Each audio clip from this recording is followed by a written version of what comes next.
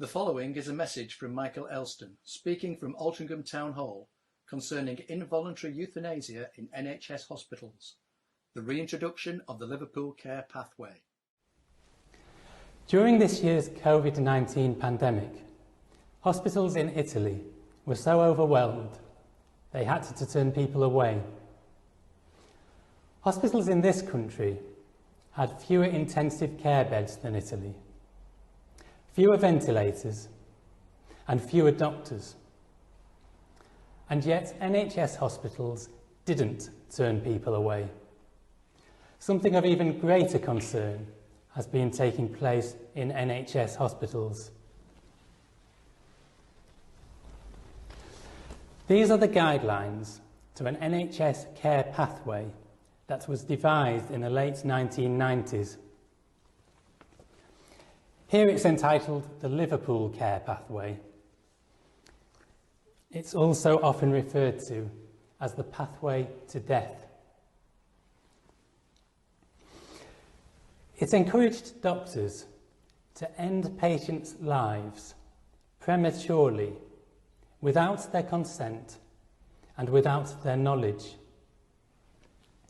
Patients are usually sedated with morphine and midazolam via the use of a syringe driver and are deprived of nutrition and fluids until they eventually die from starvation or dehydration. Involuntary euthanasia en masse. After it was reported that hospitals were being set targets of patients to put on end-of-life care and were receiving financial payouts for meeting those targets, and after an outcry from the families of victims, the Liverpool care pathway was supposed to have been phased out in 2014. But the practice continued, and this year, involuntary euthanasia has been reintroduced as part of NHS England's response to the COVID-19 pandemic.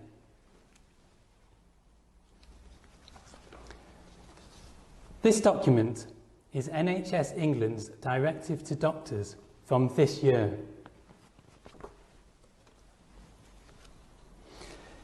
It includes a dialogue which doctors are advised to give to patients and to families of patients to manipulate them into consenting to end-of-life care when it is against their wishes.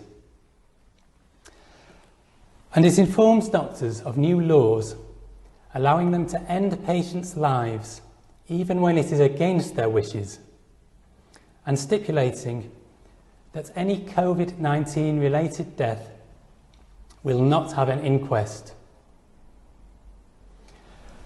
Every time COVID-19 is written on a death certificate, that death does not get investigated.